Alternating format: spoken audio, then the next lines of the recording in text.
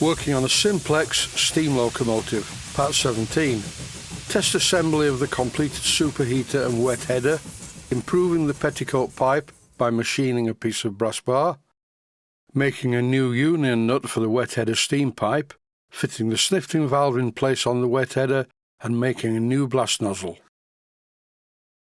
The wet header end of the superheater element is mounted to the flange using 4 temporary 2BA bolts. This is at the other end, and I'm tightening the nut that holds the steam union onto the steam inlet pipe. I discovered that the union nut was not a good fit on the steam inlet pipe.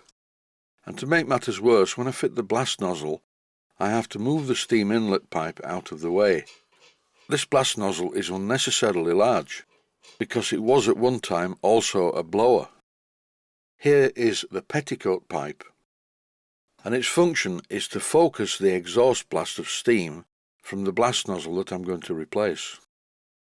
This one is rubbish though. The flare is insufficient and it's very badly made. It's just a piece of copper tubing that's been assaulted with a hammer to make it flare somewhat. Even the mounting lugs are not really in the right place, but I'm not bothered about this because I can reprofile them. All I'm going to do is chop off the end of this piece of copper pipe where it all goes wrong. And then I'm going to make a new petticoat pipe from some of this brass bar. This will be much better. The petticoat pipe will be removable, so I won't have to remove the chimney to get spanner access that will eventually secure the wet header to the flange. Once I cut off the part that I didn't want, I've fitted the rest of it in the lathe chuck. What I'm currently doing is cleaning up the end of the copper tube.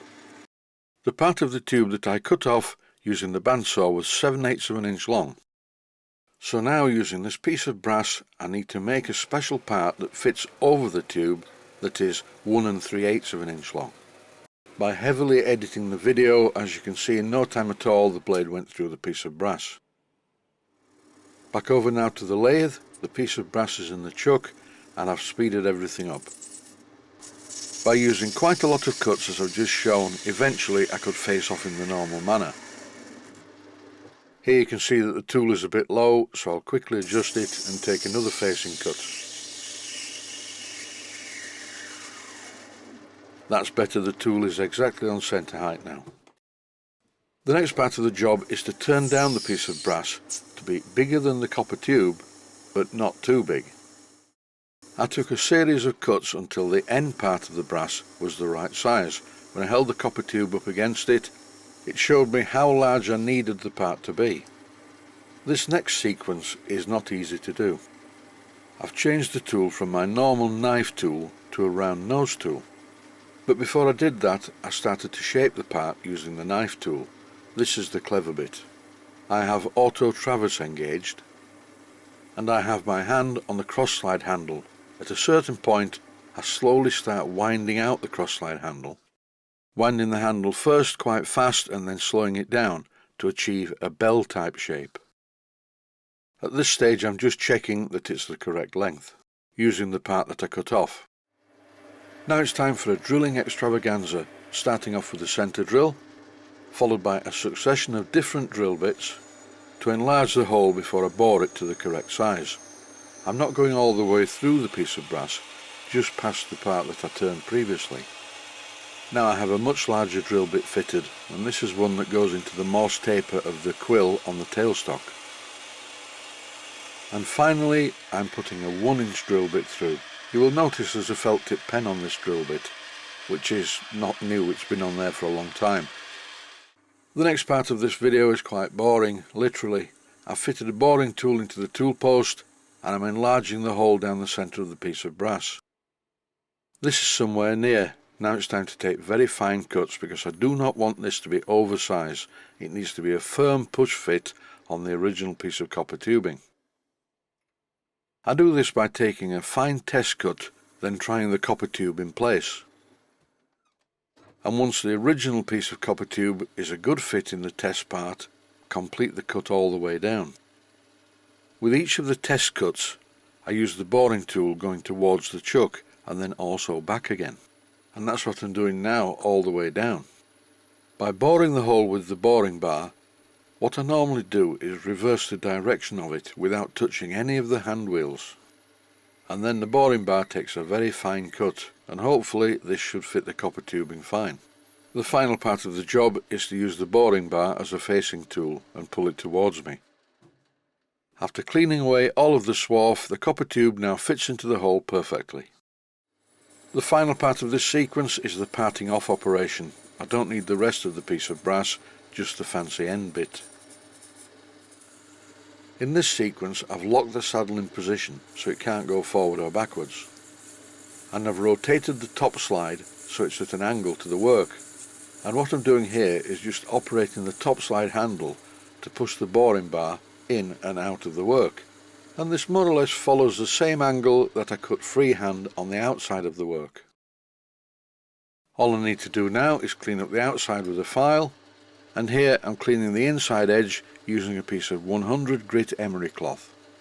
The emery cloth is folded over and my fingers are actually nowhere near the rotating part. Here's the finished component.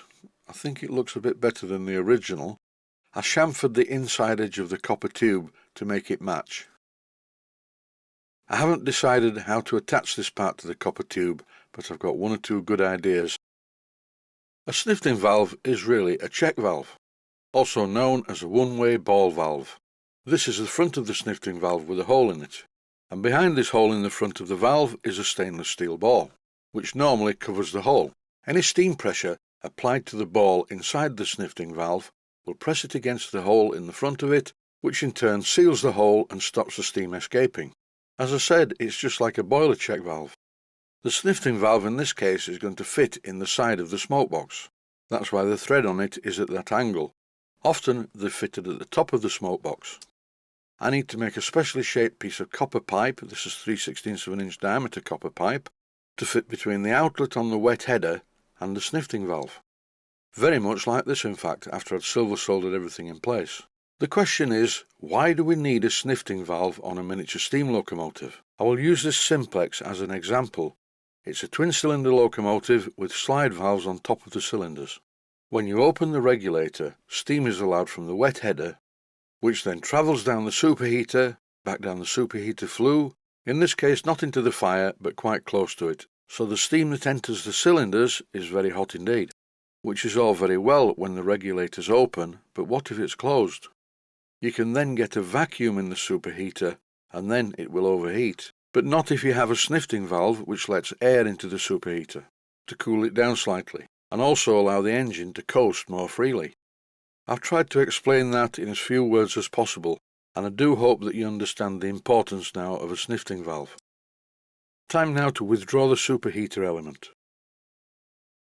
Now it's time to get on with the job. This is a piece of brass hexagon in the chuck in the lathe. I've centre drilled it, and here I'm drilling it tapping size for a 1/2 inch by 32 threads per inch thread. Please note that I am not tapping this all the way through. I will be drilling it all the way through, but that drill will be much smaller. I've already shown making the flat steam union in a previous video, but unfortunately that was destroyed when I unsoldered it from the superheater element. And why am I making a new union nut anyway? Well, the old one was a rattle fit on the thread. To ease the passage of the 1/2 inch by 32 threads per inch tap, I've applied some oil, and it's not squeaking at all. But mainly it's to make it much easier for me to manually rotate the chuck. That's stage 1 complete. Here we have the thread. Time to drill the hole for the steam union all the way through. This twist drill is 2 imperial sizes larger than 5/16. The superheater element pipe is 5/16 of an inch in diameter, so I'm drilling it bigger than that to allow for the steam union that I'm going to make. Really, I should have bored this hole before I threaded it, then it would have had a really flat bottom. I suppose from an engineering point of view that would have been better, but it's okay with the drilled hole as long as it has a shoulder to firmly hold the steam union to the steam pipe. I silver soldered the new steam union to the pipe, not forgetting to put the union nut on first, and here it is in position. Much better than previously, the old union nut just spun round and didn't clamp anything, whereas this one tightens up nicely as the thread isn't stripped. You will notice that as usual I'm using my Barco spanner for this job. You will also notice that it's not rounding the ends of the nut. It's time now to make a really important part, and this part is known as the blast nozzle. I could have made this entire part by turning it in the lathe from a piece of brass hexagon. Here are the 3 component parts that make up the blast nozzle. The hexagon part that I'm holding in the middle is the old union nut from the steam pipe. The wide bottom part is from the original blast pipe, and this smaller part I made from scratch from a piece of brass. Then I silver soldered all 3 of the parts together. I know it looks a bit messy, but then again it's not going to be very visible inside the smoke box, but that is not the point. This clip shows the nozzle, and can you see the fact that it is tapered? I used a centre drill for this. As I turn the part round, I don't know if you can see it, but I centre drilled the inside of the piece too. This gives me a converging and a diverging cone, and that's how it's shown on the drawing. A blast pipe is not as simple as it looks. An incorrectly made blast pipe will seriously affect the steaming capabilities of the locomotive. This clip shows the part after I cleaned it up in the lathe and I'm screwing it into position.